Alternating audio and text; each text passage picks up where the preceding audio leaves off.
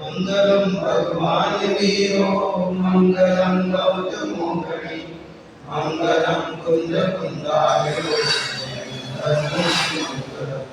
सर्व मंगल मंगलम सर्व कल्याण कारकम प्रधानम सर्व धर्माणां जय गुरु शासन जय गुरु शासन ज्ञान समानन आनंद जगत में सुखोपारण ये परमानंद जन्म राम रोग निवारण सुर असुर इंद्र नरेंद्र वंदित राममल निर्मल कर वर्ष तीर्थ के करतार श्री वर्धमान जिन सत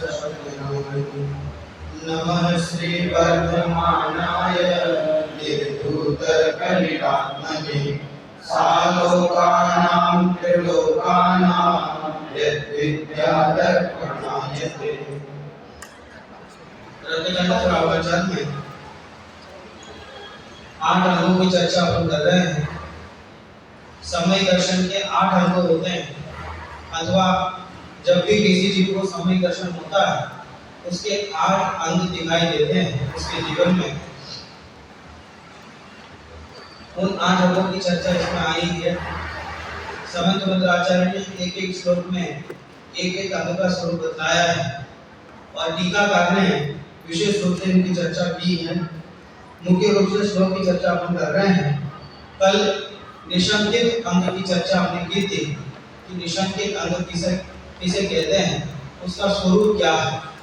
तो तत्व के संदर्भ में सच्चे जो देव शास्त्र गुरु हैं उनके संदर्भ में और आत्म तत्व के संदर्भ में सही श्रद्धा होना, अकंप श्रद्धा होना, स्थिर श्रद्धा का होना कि दुनिया इधर की उधर हो जाए तो भी तत्वों के संदर्भ में जो श्रद्धा है उसमें कोई शंका नहीं हो गए मन में कि ईदृशम एव इदम एव ईदृशम एव, ऐसा ही है और इसी प्रकार है।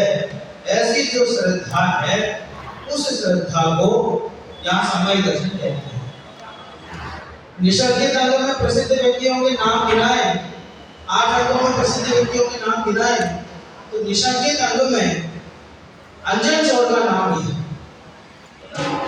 जब भी अंजन चोर की कहानी चलती है ऐसा कहते हैं कि अंजन चोर जब कहीं से कुछ चोरी करके भाग रहा था तो बीच में सेठ जी जो प्रयास कर रहे थे मंत्र बोल करके तो छोड़ के चले गए। तो किसी ने बताया कि ऐसी ऐसी बात है, तो उन्होंने कहा ठीक है, खुद बैठ गया उसमें और नमोकार मंत्र बोल करके एक तार को एक रस्सी को काटने लगा।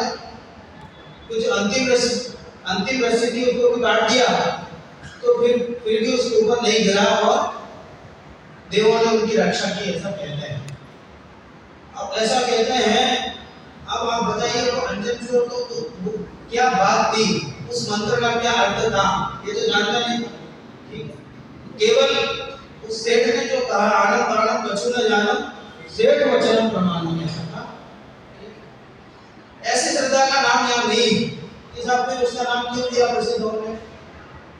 ठीक है, देखो श्रद्धा और अंधश्रद्धा, ठीक है, तो दोनों एक से लगते हैं पर अंतर बहुत बड़ा है। ठीक है, लकीर का फर्क है। ठीक है, अंधश्रद्धा में तो ये जो कहे वो सब सही है। ठीक है, अंधश्रद्धा में क्या है, ये जो कहे वो सब सही है, और श्रद्धा में क्या है, ये जो कहे वो सब सही है।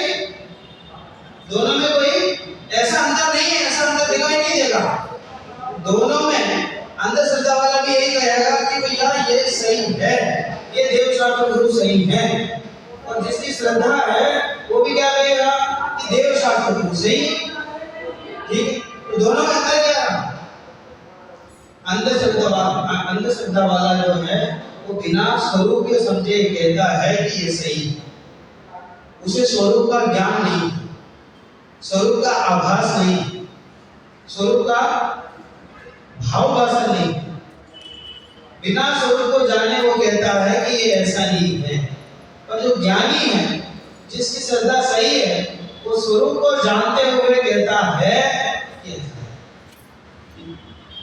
किसी ने बोला कि जब वो फलाना व्यक्ति सही है, तो क्यों का पता नहीं।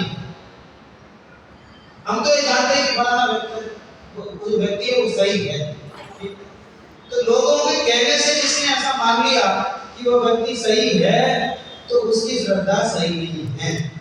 भले दृढ़ है कि उस व्यक्ति के अलावा कोई सही नहीं है, ऐसा मानता है, फिर भी वो श्रद्धा सही नहीं है, क्योंकि इसको स्वयं को उसका कारण पता नहीं, उसका भाव भाषण नहीं हुआ।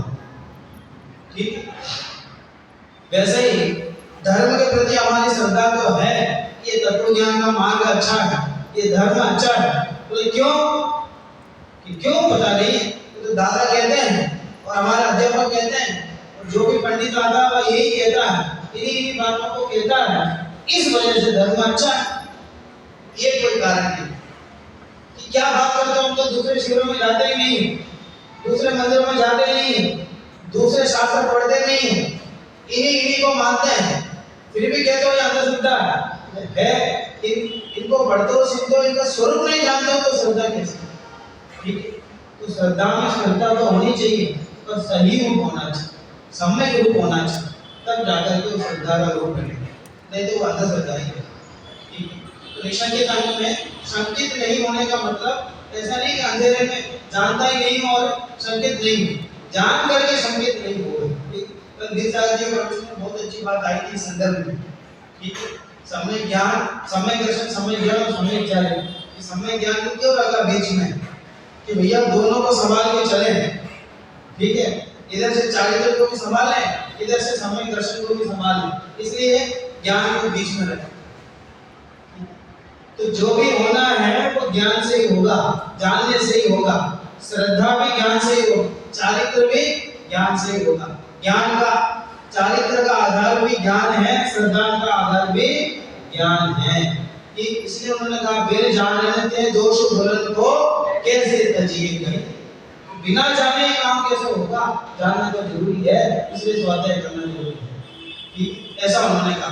तो जान करके फिर जो श्रद्धा होगी वो यथार्थ होगी, दृढ़ होगी। ठीक है।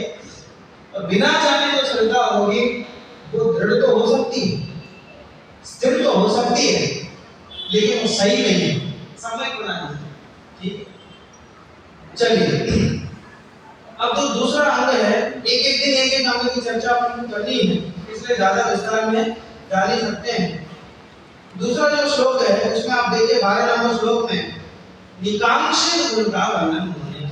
सम्यक दर्शन का दूसरा अंग है कि निकांक्षित, कांक्षित, कांक्षा, निकांक्षा, नि माने रहित, कांक्षा से रहित। कांक्षा माने क्या? कांक्षा माने वांछा, इच्छा। इच्छा तो नहीं कह सकते सीधा, इच्छा की जो बुद्धि होती है, इच्छा करने की जो बुद्धि होती है उसको कहते हैं कांक्षा। इच्छा को वैसे चारित्र से जोड़ा जाता है और कांक्षा को श्रद्धा से जोड़ा जाता है। कांक्षा और इच्छा में ज्यादा अंतर नहीं है अर्थ में, पर इतना अंतर है कि कांक्षा को श्रद्धा से जोड़ा जाता है और इच्छा को चारित्र से जोड़ा जाता है। चारित्र का परिणाम, और कांक्षा जो है वो श्रद्धा से जोड़ा जाता है। ठीक है। कांक्षा से रहित होने का नाम निकांक्षित अंग है।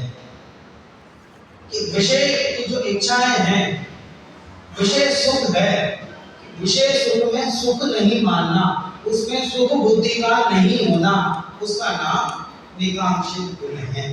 ठीक है। विस्तार से श्लोक में देखते हैं। कर्म परवशे शांते दुःखैरन्तरितोदये पाप बीजे सुखे नाथा आस्था श्रद्धानाकांक्षणा स्मृता। बोलिए इसको। कर्म पर्व से शांते दुख निरंतर हो गए आप बीते सुने रास्ता श्रद्धानाकांक्षणा स्मृता। श्रद्धा आकांक्षणा स्मृता। श्रद्धान, उस श्रद्धान को आकांक्षणा स्मृता। आकांक्षणा स्मृता, आकांक्षण स्मृता माने कहा जाता है। उस श्रद्धान को आकांक्षण कहते हैं, माने निकांक्षित कहते हैं। आकांक्षण माने आकांक्षणा और निकांक्षित दोनों एक ही अर्थ के वाचक हैं, ठीक है। उस श्रद्धान को कहते हैं, किस श्रद्धान को? सुखे अनास्था, सुख में अनास्था, आस्था नहीं होना, सुख में आस्था नहीं होना, उसका नाम निकांक्षित है। तो क्या ज्ञानी जो है समय दृष्टि सुख को नहीं मानता? अनास्था माने क्या? अश्रद्धा, आस्था नहीं होना, ठीक है। आस्था बोलते हैं ना, आस्था माने भक्ति, ठीक है। किसी के प्रति भक्ति भाव होना, श्रद्धा भाव होना, उसको बोलते हैं आस्था, ठीक है। और अनास्था माने श्रद्धा नहीं होना, भक्ति भाव नहीं होना, श्रद्धा भाव नहीं होना, ठीक है। तो सुख के प्रति ज्ञानी को, सामयिक दृष्टि को आस्था नहीं होती, अतीन्द्रिय सुख प्राप्त करने की इच्छा नहीं होती, अतीन्द्रिय ज्ञान, अतीन्द्रिय सुख के प्रति उसका उद्देश्य नहीं रहता। रहता तो है, लेकिन यहाँ ऐसा क्यों कहते हैं?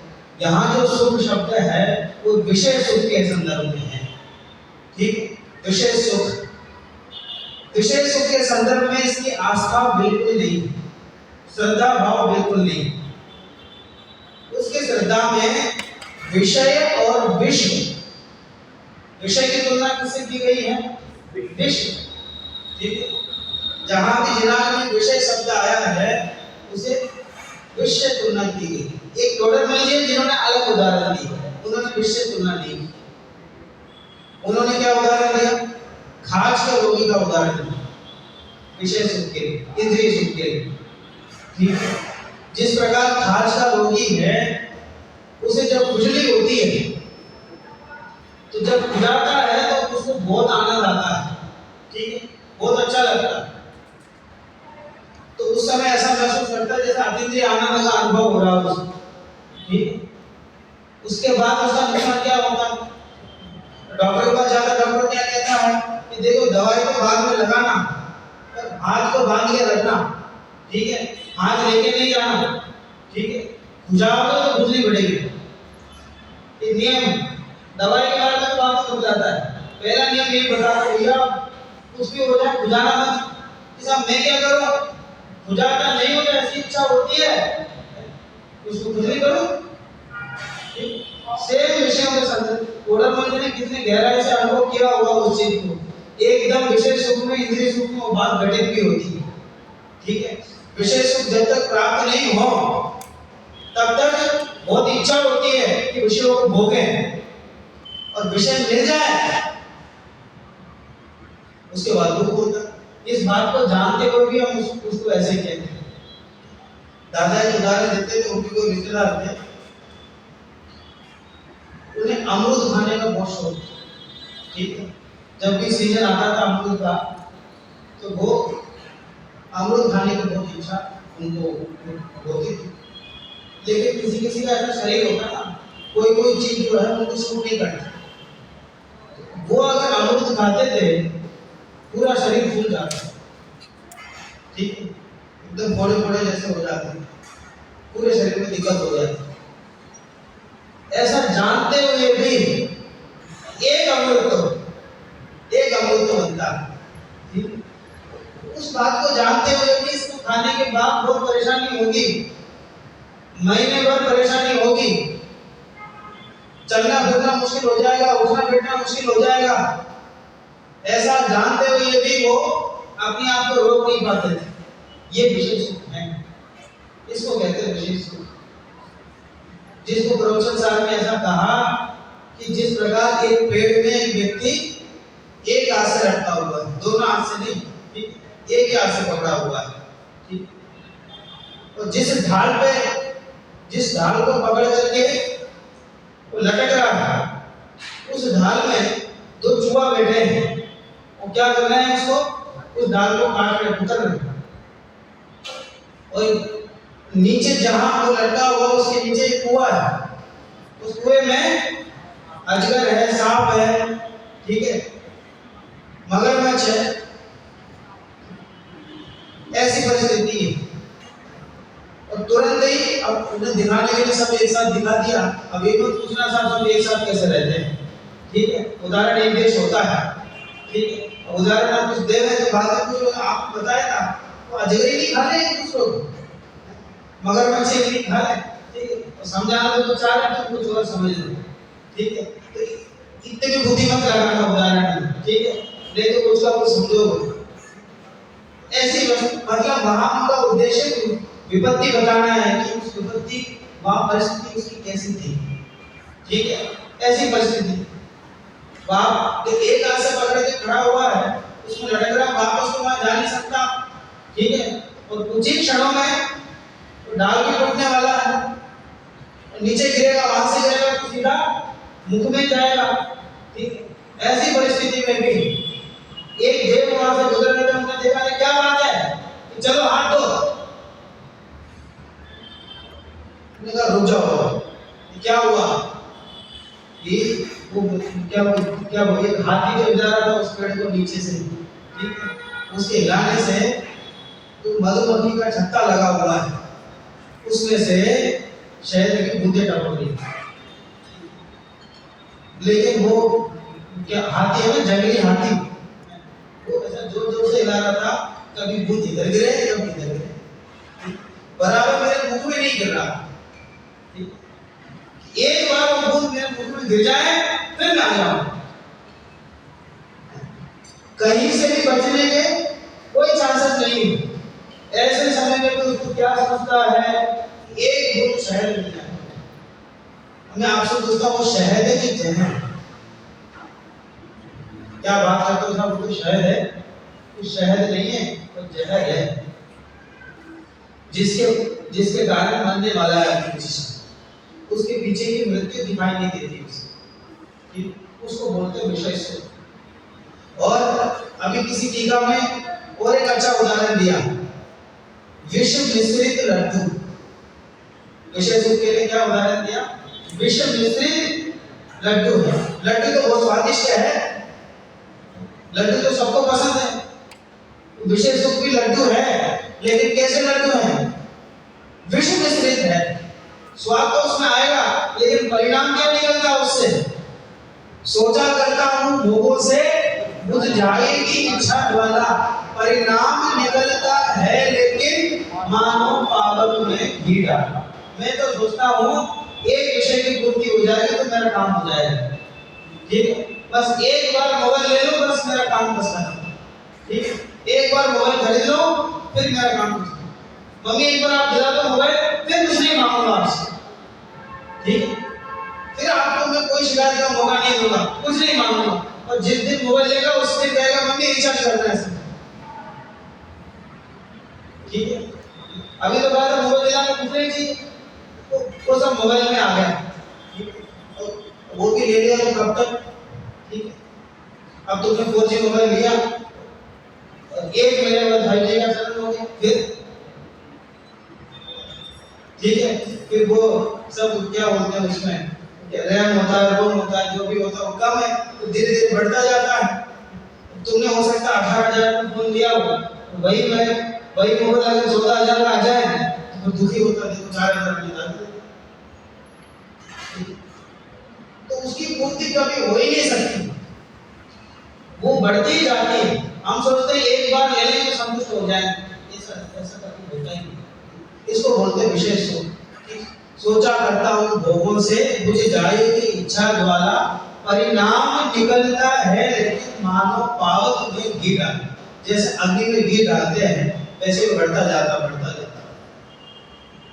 इसलिए आत्मानुशासन में लिखा आचार्य भद्रे ने, आशागत प्रति प्राणी यस्मिन् विश्वम अनुपम तस्य कियदायाति वृथा वो विषयेशिता। क्या कहा? आशा करता है प्रति प्राणी, आशा रूपी जो गड्ढा है, इच्छा रूपी जो गड्ढा है, वो प्रति प्राणी का वो गड्ढा इतना बड़ा है, यस्मिन विश्व मनोपमम, जिसके अंदर विश्व भी अणु के समान दिखाई देता है। वहां विश्व का अर्थ क्या है? वहां विश्व का अर्थ क्या है? तीन लोग भी एक अणु के समान दिखाई देते हैं। इतनी इच्छाएं इसकी है, ठीक है? किसकी? एक जीव की। और कितने जीव हैं? कितने जीव हैं? अनंत जीव हैं। तीन लोग में घसाघस भरे हुए हैं। एक जीव की इच्छाएं तीन लोग बराबर है, ठीक है? तो गुरुभद्राचार्य ने कहा चलो ठीक है, कोई बात नहीं, एक बार तुम्हारी भी सुन लेते हैं, ठीक? एक जीव की इच्छा भी पूरी करे, तस्य कियदायाति वृथा वो विशेषिता। किसके हिस्से में कितने आएगा सोचो। सबको ही तीन लोग चाहिए, तीन लोग नहीं चाहिए, तीन लोग से भी अधिक चाहिए, जो है नहीं है वो भी चाहिए, काल्पनिक चीजें भी चाहिए। बंटवारा करने बैठेंगे, चलो तुम्हारे मन का भी कर लेते हैं, इसका मन का भी कर लेते हैं, उसका मन का भी कर लेते हैं, किसके हिस्से में क्या क्या बटेगा सोचो। इसलिए क्या कह दिया उन्होंने? वृथा वो विशेषता, कि जो विषय की इच्छा करना है, विषय के संदर्भ में जो बुद्धि है, विषय के प्रति जो आसक्ति है, वृथा है, निष्फल है, इसका परिणाम कभी निकलने वाला नहीं है, ठीक? देखिए क्या क्या कहना चाह रहे हैं? श्रद्धानाकांक्षा स्मृता, उस श्रद्धा को आकांक्षा कहते हैं। किसे? सुखे अनास्था, विषय सुख के प्रति जिसकी आस्था नहीं होती, समय दृष्टि को विषय सुख के प्रति आस्था नहीं होती। क्यों नहीं होती है? क्या कारण है? चार विशेषण गिनाए उन्होंने कारण कि विषय सुख के प्रति अनास्था होने का कारण क्या है, अश्रद्धा होने का कारण क्या है? कि सबसे पहले विशेषण उन्होंने बताया कर्म पर विषय। विषय सुख जो है वो किसके अधीन है? कर्म पर विषय। अब स्वतंत्रता दिवस आने वाला है, ठीक? ये कर्म पर विषय पराधीन है, अपने हाथ में नहीं है। तो किसके हाथ में है? कर्म पर विषय, कर्म के अधीन है। जब तक कर्म नहीं चाहेगा तब तक तुम्हें नहीं मिलेगा, तुम कितना ही प्रयास करो, ठीक है? कर्म में भी साता असता वेदनी का तो भेद हमने पढ़ा था ना। जब तक साता वेदनी कर्म का उदय नहीं हो, पुण्य कर्म का उदय नहीं हो, तब तक अनुकूल सामग्री नहीं मिलेगी, विषय संबंधी सामग्री नहीं मिलेगी, ठीक है? इसलिए वो किसके अधीन हुआ? वो सुख कर्म के अधीन है, पराधीन है। तो पराधीन चीजों में कभी सुख हो ही नहीं सकता, ये नियम। क्या कहा? पराधीन चीजों में कभी सुख हो ही नहीं सकता, ये नियम। प्रोफेसर साहब ने भी लिखा उन्होंने, इंद्रिय सुखों की बात जहां पे आई है वहां पे सपरम बाधा संयम ऐसी गाथा उन्होंने लिखी ना। सपरम कि सबसे पहला उन्होंने भी क्या विशेषण दिया? भैया पर के अधीन है, तुम्हारे अधीन नहीं। ये सुख मिलना ये कर्म के अधीन है। पुण्य कर्म का उदय होगा तो ये सामग्री मिलेगी, नहीं तो नहीं मिलेगी। इसलिए पराधीन होने से इसमें सुख बुद्धि नहीं होती। इसका क्या दिक्कत है? अगर आपको कोई दे रहा है और पराधीन है, कोई व्यक्ति आपको क्या कहते हैं, कोई फल दे रहा है खाने के लिए, तो क्या दिक्कत है? सुख तो उतना ही आएगा। अगर क्या कहते आम अगर अपने पैसों से खरीद के खाए और किसी और के पैसों से अगर मिला तो दोनों में से सुख किसमें नजर आता है?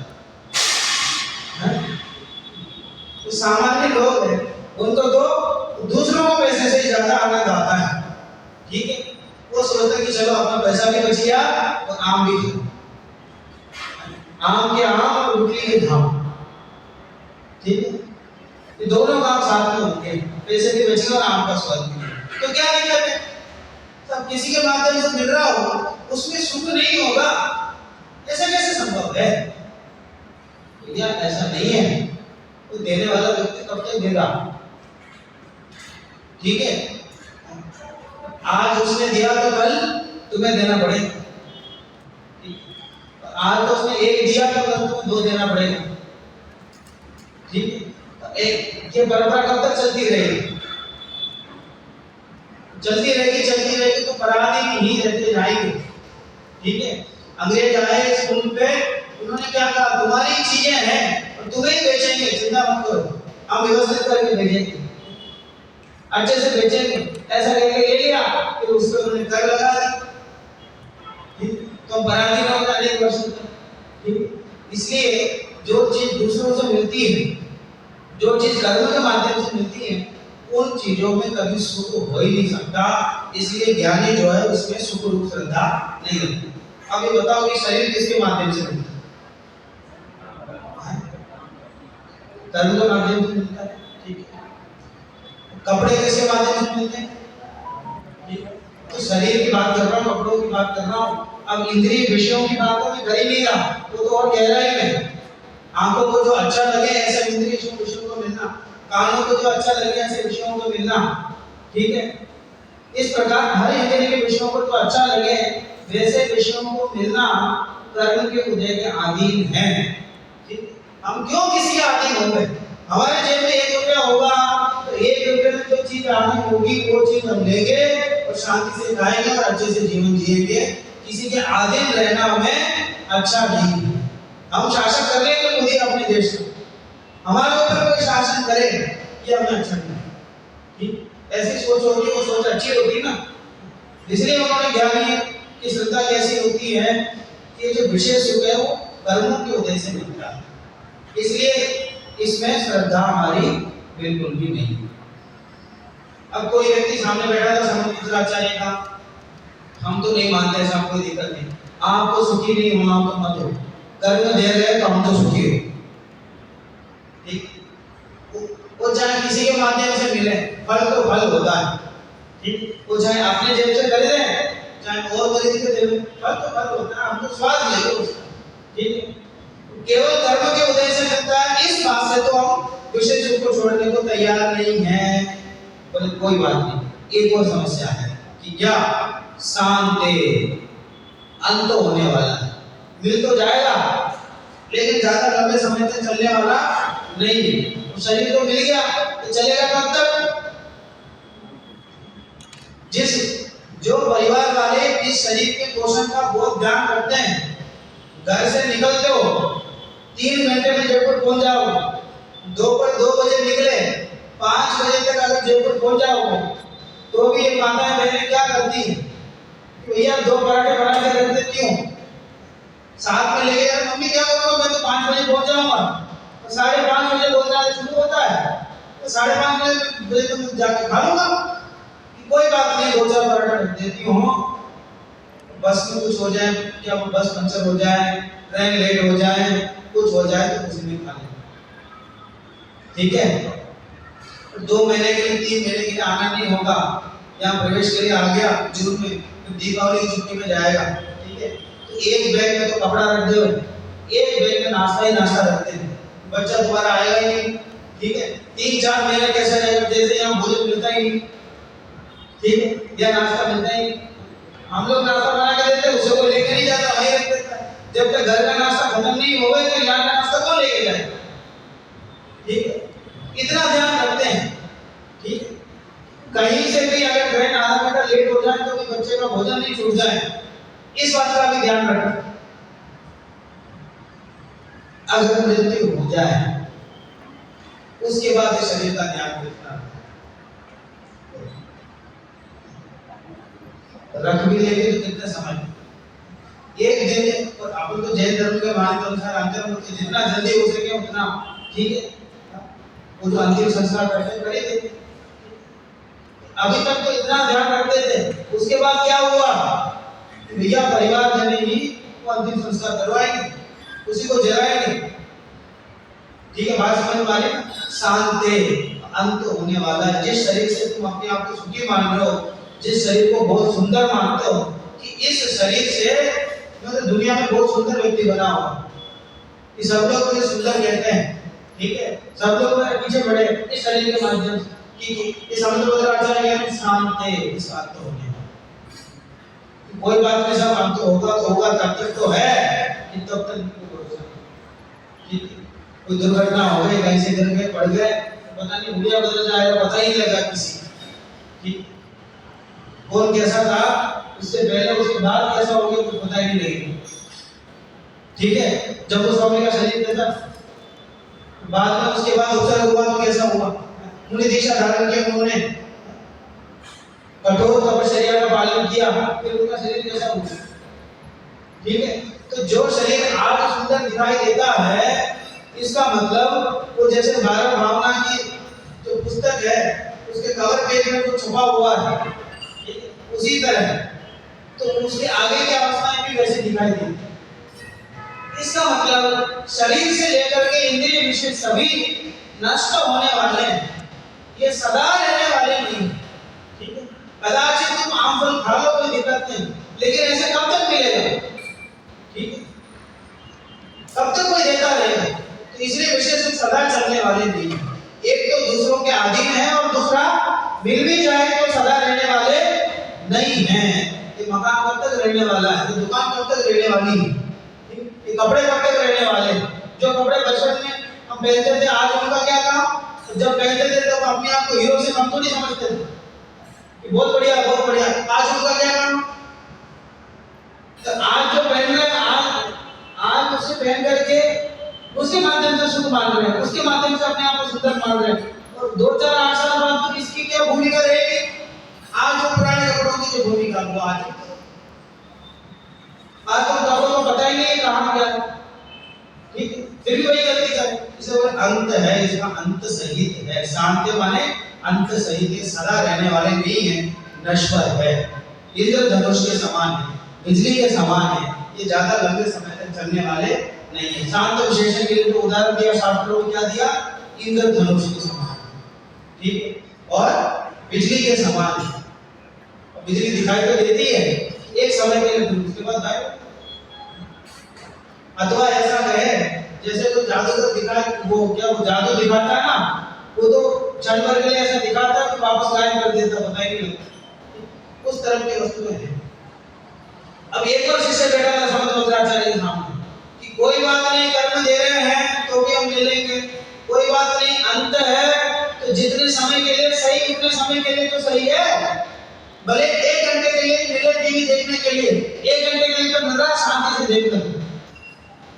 ठीक है, मम्मी ने बहुत मना किया कि टीवी नहीं देखना, ठीक है, और एक दिन मान गई कि चलो देखो जाओ, तो करा दी कर्म परवश। लेकिन 1 घंटे तक देखो, वो ध्यान रखना शांति। ठीक है, बच्चा बोलता कोई बात नहीं, मम्मी जब कहेगी तब देख लेंगे, जितने समय के लिए कहेगी उतने समय के लिए देख लेंगे, कोई दिक्कत नहीं। मम्मी वो मैं चाह रहा है 1 घंटा बस देखने देना, चलो 1 घंटे के लिए देख तो सुख मिलेगा। तो बच्चा पूछता समंतमंत्राचार्य से, पराधीन है, अंत सहित है, पर 1 घंटे तो शांति से देखने दो। कह रहे नहीं, एक और समस्या है, क्या, दुखई अंतरितोदये, दुखों से भरा हुआ है। ठीक है, तुम्हें लगता है 1 घंटा मैं देख लूं, तुम तो चाहते हो कि सेवा सटक मारे, और होता क्या, वो पहली बार मौत हो जाता है तो दुख होता है। 1 घंटे में तुम्हें सुख नहीं, तुम तो चाहते हो कि भारत जीत जाए, वो हार जाए, तो दुख है। ठीक है, तो 1 घंटे के लिए भी मिला, उसमें भी तुम्हें सुख की ही प्राप्ति हो ये जरूरी नहीं। एक तो पराधीन मिला और अंत सहित मिला, और अंत सहित मिला तो भी जितना समय है उतने समय के लिए सुख मिलेगा, इस बात की कोई गारंटी नहीं है, दुखों से भरा हुआ है। दुखई अंतरितोदये माने दुखों से भरा हुआ है। थोड़े समय के लिए मिलने पर भी, अब शरीर तो आपको किस लिए मिला, ये शरीर मिला किस लिए, वो तो किस लिए मिला, अरे बोलो, बताइए। किसी से मिला होता तो पूछता, ये तो अपने आप ही हुआ है, प्रकृति से ऐसी हुई है, प्रकृति से रचना इस प्रकार की हुई। ठीक, अरे शरीर हमारे ध्यान रखने के लिए है। ठीक है, शरीर हमारा नौकर है, हम कौन है, हम तो जीव है ना, तो जीव के काम आए इसके लिए शरीर है। होता क्या है, हम उसकी सेवा करते हैं, ठीक है। एक बार नाश्ता करना, 2 बार भोजन करना, ठीक है। फिर भी अगर थोड़ी उदासी हुई, क्या बात है, भाई साहब नींद पूरी नहीं हुई, ठीक है। नींद लेने से सुकून किसको मिले, आराम किसको मिले, शरीर। थोड़ी बहुत छींक आई कि बस सब सर्दी जुकाम में दवाई लेना है, और शरीर के लिए कपड़ा लेना है, ठीक है, बाल कटाने जाना है, कितने काम हैं। कपड़ा भी अच्छा होना चाहिए, जो दूसरों के पास नहीं हो ऐसा कपड़ा होना चाहिए, ठीक है। दुकान वाले के पास जाते पहला क्या बोलते हैं, फिर ऐसा कपड़ा दिखाना जो किसी के पास है ही नहीं, उसको क्या पता किसके पास क्या कपड़ा है। ये तो अपने सर्कल में जिसके पास नहीं है, तुम्हें देख के ना, इतनी मेहनत तुम जिसके पीछे कर रहे हो, शरीर के पीछे, और शरीर मिला किस लिए, कहीं तो किसी ग्रंथ में लिखा है शरीर का उपयोग तपश्चर्या के लिए करना चाहिए। शरीर का उपयोग तपश्चर्या के लिए, कर्मों को काटने के लिए, कर्मों की निर्जरा के लिए करना चाहिए। पर यह अविवेकी जीव शरीर का उपयोग कर्मों को बांधने के लिए करता है, कर्मों के आश्रम के लिए करना था, निर्जरा के लिए, और यह आश्रम करता है, ठीक है। चाकू हमने दिया था इसको किसके लिए, कि बेटा फल काट लेना, ठीक है, फल बना के खा लेना शांति से, इसके लिए चाकू दिया, उसने गलत दिया किस लिए था इसको, ठीक है, फल बनाने के लिए, और उससे, ठीक है। वैसे ही इस शरीर को मिला कुछ अच्छे काम करने के लिए, मोक्ष मार्ग में आगे बढ़ने के लिए, कर्मों की निर्जरा करने के लिए, कर्मों को काटने के लिए, और इस शरीर के माध्यम से ही कर्मों का बंधन का काम पड़ा था, मिला तो उसके लिए और करिएगा। शरीर की अनुकूलता देखता कि साहब कुर्सी में बैठने की व्यवस्था है तो हम सुनेंगे, नहीं तो नहीं सुनेंगे, ठीक है। बस मैं ये तो आप लोग कैसे देखना, ये तो उदाहरण में मैंने बोल दिया है, ठीक है। तो इस प्रकार कई बातें हैं कि सब बैठने में ऐसा चाहिए, सब लेटने में ऐसा चाहिए। अच्छा तुम नीचे बैठने वाले भी ऐसा मत समझना कि कुर्सी पर बैठने वाले दोषी, ठीक, तुम्हें भी तो चटाई नहीं मिला तो तुम थोड़ी बैठो, ठीक है। तो चटाई में बैठ गए तो भी एक आसन में थोड़ी बैठो, ठीक है। बार बार आसन चेंज नहीं करें तब तक तो क्या सुकून नहीं मिलता, उसको सुकून है, बात समझ में आती। तो भैया भले ही पराधीन हो, भले ही अंत सहित हो, तो भी थोड़े समय के लिए मिला, वो भी दुखों से भरा हुआ है। निश्चित तो नहीं है कि 1 घंटे में तुम जो चाहते हो वही हो जाएगा, ठीक है, वो भी दुखों से भरा हुआ है। फिर एक तीसरा आदमी बैठा था उनके सामने, कोई बात नहीं, पराधीन हो तो होने दो, अंत सहित है तो होने दो, दुखों से भरा हुआ तो होने दो, कोई दिक्कत नहीं, हमें तो दुख सहने की आदत है, पर बैठेंगे तो टीवी के सामने सही, ठीक है। 1 घंटे के लिए टीवी देखने के लिए 1 घंटा तो बैठेंगे, भले टीम हार जाए, भले पसंदीदा खिलाड़ी जो है वो आउट हो जाए जल्दी, तो 1 घंटा तो टीवी देखने को मिलेगा, वो तो कहीं नहीं जाएगा, उतना तो मिल जाएगा, उतना तो मिलेगा, लेकिन उसके साइड इफेक्ट्स भी कि क्या, पाप दीजे, ठीक है।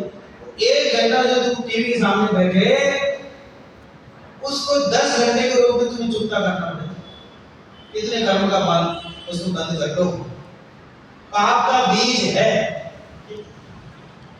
1 घंटे में 60 मिनट है तो 60 बीज तुमने बो दी, और नुकसान तुम्हें उससे ज्यादा झेलना। मम्मी आएंगी कहेगी बेटा 1 घंटा टीवी देख लिया तुमने, अब 10 घंटे तक हिलना नहीं, यहाँ से पुस्तक लेके बैठ जा, 10 घंटे तक हिलना नहीं, हिलेगा तो थप्पड़ खाएगा, है कि नहीं बात बता। तुम कहते हो भले पराधीन हो, भले थोड़े समय के लिए हो, भले उससे अपने अनुसार नहीं हो, तो भी हम 1 घंटे बैठ जाएंगे, ठीक है। तो समझ लेना 1 घंटे का जो है ऋण तुम्हें 10 घंटे तक चुकाना पड़ेगा। ये है इंद्रिय विषयों की विशेषता। फिर भी जो इंद्रिय विषयों में लगे रहते हैं उन्हें अत्यधिक भयंकर नुकसान उठाना पड़ता है। चक्रवर्ती अपने पद में ही रह करके विद्या को सही तक स्मरण करें, कहाँ जाएगा? कहाँ जाएगा? कौन से नरक में जाएगा? सातवें नरक में जाएगा। सातवें नरक में क्यों जाएगा? हैं? क्या है? जोर से बोलो। अरे दादा की भाषा में बोलो। सातवें नरक में क्यों जाएगा? क्योंकि आठवां नरक नहीं है। क्या? क्योंकि आठवां नरक नहीं है, सात ही है। और सबसे खतरनाक नरक कौन सा है? सातवां ही। उससे बड़ा नरक तो है नहीं। अगर वो होता तो वो कहां जाता? उसमें जाता। तुम्हें तो भोग दिखाई देते हैं, ठीक? अरे भैया भोगों का जो परिणाम निकलता है वो देखो, पाप बीज है, पाप का बीज है। पाप बोओगे तो क्या निकलेगा उसमें से? पाप ही निकलेगा। वर्तमान में जो हमारे पाप दिखाई देते हैं वो क्या है? पूर्व में जो विषय हमने किए हैं उसके माध्यम से, और वर्तमान में विषय कर रहे हैं, भविष्य में दिखाई ऐसा करते चलता रहेगा तो एक दिन निगोदिया में पहुंच जाएंगे वापस। एक बार जो मौका मिला निगोद से बाहर निकल के आत्म कल्याण करने का जो अवसर था अपने हाथ में, उसे हमने छोड़ दिया तो वापस वहीं पहुंच जाए। फिर 18 बार जन्म मरण करना, फिर वो उसका ही आनंद लेना जन्म मरण का। ठीक? ये पाप बीज जो शब्द है इसके लिए प्रोडक्ट ने वो उदाहरण दिया। कौन सा? खाने करने वाला। ठीक है, गन्ने का उदाहरण दिया ना। तो खाना गन्ना है और जो खराब हो गया है तो स्वाद का लोभी जबरदस्ती स्वाद लेना चाहे उसमें, देख रहा कि गन्ना खराब है, लाल पड़ गया है, कीड़े पड़ रहे हैं, इसमें स्वाद नहीं आने वाला, उसको झटका के कि मैं तो यार मैं क्या करूं, मेरा हमने तो एक ही गन्ना है, मैं तो सब खाऊंगा इसको। ठीक है, जबरदस्ती खाने का प्रयास करें तो दो नुकसान उसको हो जाएंगे। ठीक, एक नुकसान तो क्या होगा? स्वाद नहीं आएगा, और दूसरा नुकसान क्या गणेश में पड़ाएगा? तुम लोग हैं, तबीयत खराब हो जाएगी। तुम लोग भूल जाते हो। मुझे ऐसा लग रहा था ये उदाहरण दूंगी क्योंकि गणेश में पढ़ा दिया तो सब बता देंगे सामने से। दूसरा नुकसान क्या हुआ? तुमसे पूछा था मैंने गणेश को। अरे दूसरा नुकसान यह हुआ कि वो गन्ना चला गया जो हाथ में था। ठीक है, अब दूसरा गन्ना नहीं है, एक ही था, उसको भी स्वाद के चक्कर में उसको भी बिगाड़ दिया तो खराब होगा। तो उपाय क्या है कि अगर उस गन्ने को बो दें, जमीन में बो दें, तो वो उसमें से अच्छे गन्ने निकलेंगे भविष्य। भले वो खराब हो लेकिन बोने के बाद उसमें से अच्छे निकलते हैं।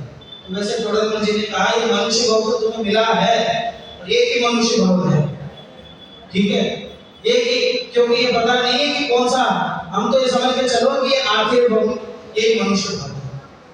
हम क्यों ऑप्शन लेके चले कि फिर बाद में एक मनुष्य भाव मिलेगा तो मैं फिर से प्रोडक्ट में स्टार्ट के आसपास पैदा होना चाहूंगा, फिर मैं शास्त्री करना चाहूंगा, फालतू बात मत करो। ठीक, तुम तो समझ के चलो ये आखिरी भाव तुम्हारा मनुष्य, तुम्हारा हमारा ये आखिरी भाव मनुष्य।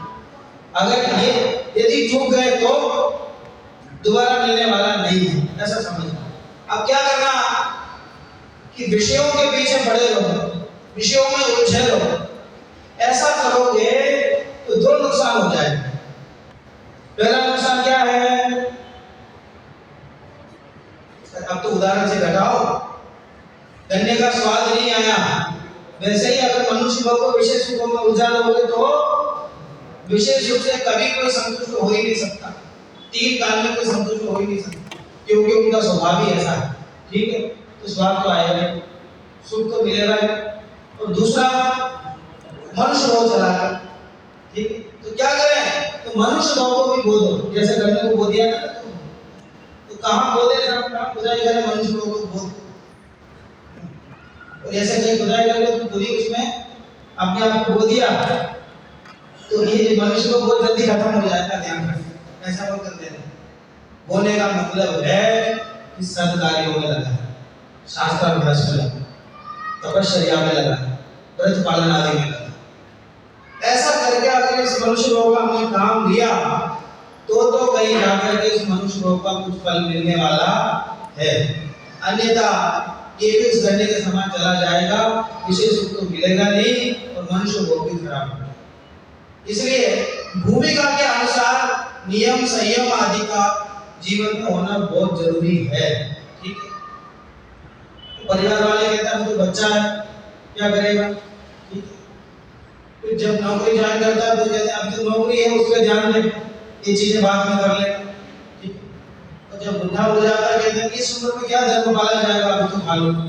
ठीक है, बचपन के अलग बहाने हैं, युवा अवस्था के अलग बहाने हैं, बुजुर्ग अवस्था के अलग बहाने हैं। तो गुरुमत राजा ने से पूछा कि सब धर्म कब करें, ये बताओ आपको। बचपन में तो ये समस्या रहती, युवा अवस्था में ये समस्या रहती, बुजुर्ग अवस्था में ये समस्या रहती, धर्म कब करें बताओ। तो गुरुमत राजा ने पलट के प्रश्न पूछा, धर्म कब नहीं करें ये बताओ। ठीक है, बचपन में है तो पाठशाला में पूछो, युवा अवस्था में तो शास्त्री करो, बुजुर्ग में तो शिविर में जाने दो। ठीक है, अरे ऐसी कौन सी अवस्था है जिसमें धर्म नहीं करना है, कि पूरा मनुष्य भक्त ही धर्म करने योग्य है। और बुद्ध आचार्य जैसे उनकी माता जैसे रही, जब से घर में रहे तब से ये लोरियां सुनाई, धर्म की लोरियां सुनाई। ठीक है, तो गर्भावस्था से लेकर के अंतिम अवस्था तक धर्म करने योग्य है। जीवन में ऐसा कोई समय नहीं है जिसमें धर्म नहीं। तुम तो ये पूछो कि विषय कब करें, विषय सुख कब भूल जाए। बचपन में तो धर्म में निकाल देते हैं, युवा अवस्था में धर्म में निकाल देते हैं, वृद्ध अवस्था में भी धर्म में निकाल देते हैं। ये विषय सुख का समय कहाँ मिला, ये पूछो। पूछना तो ये चाहिए, तो तुम ये पूछ रहे हो धर्म कब। ठीक है, इस प्रकार की समय दृष्टि है कि चार विशेषण होने से कर्म परवशे शांते दुर्गई अंतरितोदये पाप बीजे, पाप का बीज है, हमें पता नहीं है कि हम क्या कर रहे हैं। ठीक है, विषयों में उलझ करके जो नुकसान हम उठा रहे हैं, वर्तमान में जो नुकसान हो रहा है वो तो हो रहा। दुर्गई अंतरितोदये जो लिखा ना, ये वर्तमान का सूचक है। ठीक है, ये वर्तमान काल का सूचक है। और पाप बीजे जो विशेषण लिखा है किसका सूचक है, ये भविष्य काल का सूचक। वर्तमान में भी दुखी करने वाला है और भविष्य में भी दुखी करने वाला है। ठीक है, सम्राट महाबल सेनानी उस क्षण को टाल सकेगा क्या, अशरण मृत काया में हर्षित निज जीवन डाल सकेगा। ये धन बल क्या काम आएगा, ठीक है, ये विषय क्या काम आएगी, ये संपत्ति क्या काम आएगी। ठीक है, संपत्ति तो छोड़ो, अब ये नेता लोग अपने साथ सेना लेके चलते हैं ना। ठीक है, ये यात्रा निकालते तो हजारों लोग इनके साथ में घूमते हैं। ठीक है, और मृत्यु का समय निकट हो तो कौन उनके साथ जाए, कौन रोके। सम्राट, सम्राट महाबल सेनानी जितने लोग हो, लेकिन किसी एक को भी मरने से नहीं रोक सकते। जब उसका आयु खत्म हो जाए तो कोई रोक नहीं सकता।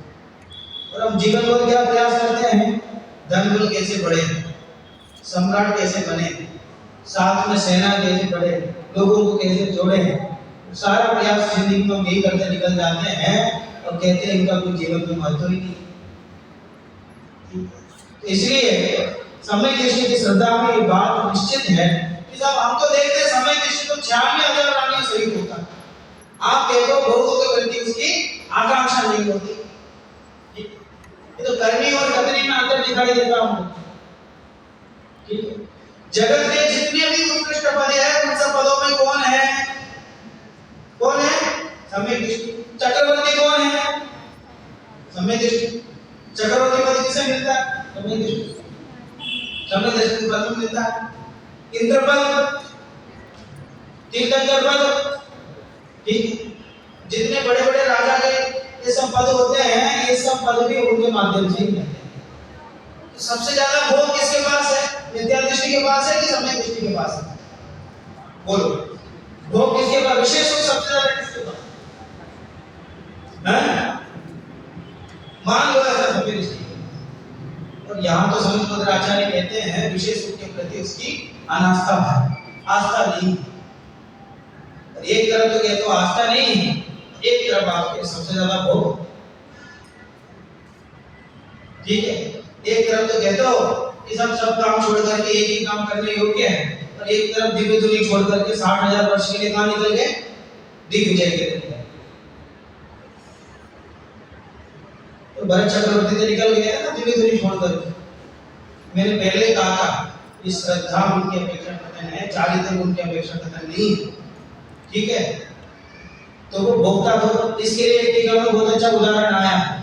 जिस प्रकार भेड़िए के सामने बंधी हुई बकरी, सामने भेड़िया है और बकरी बंधी हुई है, तो बकरी को क्या खिला रहे हैं? काजू, पिस्ता, बादाम, किशमिश, ठीक है। घास भी समझो भोग भूमि से लेके आए, तो पानी भी समझो कौन सा समुद्र है? क्षीरसागर समुद्र से लेके आए, ठीक है। ऐसा सब उसको खिलाए पिलाए, तो बकरी है ना वो कितने हृष्ट होगी बताओ। सामने भेड़िया खड़ा है और किस समय मार देगा पता नहीं है, किस समय मार के खा जाएगा पता नहीं है, उसको मेवे खिलाए तो कितना हृष्ट हो जाएगा वो बताओ? नहीं होगा, ठीक है। वैसे ही भरत जी गर्भ में वैरागी, तुम्हें जो भोग दिखाई देते हैं उनके अंदर जो वैराग्य है वो दिखाई नहीं देते। श्रद्धा में जो वैराग्य है वो दिखाई नहीं, उन्हें तो भोगना पड़ता है, ठीक है। और कभी ऐसा होता है ना कक्षा में अगर मन को समझ में नहीं आ रहा हो, इसका उपस्थिति तो जरूरी है, उपस्थिति नहीं तो दंड लगेगा, ठीक है। तो कक्षा में विषय तो बिल्कुल प्रवेश नहीं करता अंदर से, कभी बैठता ना ऐसे, ऐसे उनके अंतरंग अवस्था है। इतने निर्लिप्त होते हैं, इतने निर्लिप्त होते हैं भरत चक्रवर्ती। सब क्या प्रमाण है उनके निर्लिप्त होने का? अरे निर्लिप्त नहीं होते तो दीक्षा लेते ही केवल ज्ञान कैसे हो जाता? वेद विज्ञान नहीं होता अंदर से, तो बिना अभ्यास के ही तो दीक्षा लेते अंतर्मुख में कैसे केवल ज्ञान हो सकता? इसका मतलब क्या था कि गृहस्थी में तो थे लेकिन गृहस्थी में नहीं थे, अंतरंग से लिप्त नहीं, ठीक। इस बात का प्रमाण है कि उन्हें केवल ज्ञान मानना, ठीक है। इसलिए सम्यक दृष्टि के जीवन में वैराग्य में भोग दिखाई देते हैं, ऐसा होने पर भी और कदाचित ऐसा भी होने पर भी उन भोगों को भोगते हुए भी दिखाई देता है, ऐसा होने पर भी उनकी श्रद्धा में कैसा है? तो श्रद्धा में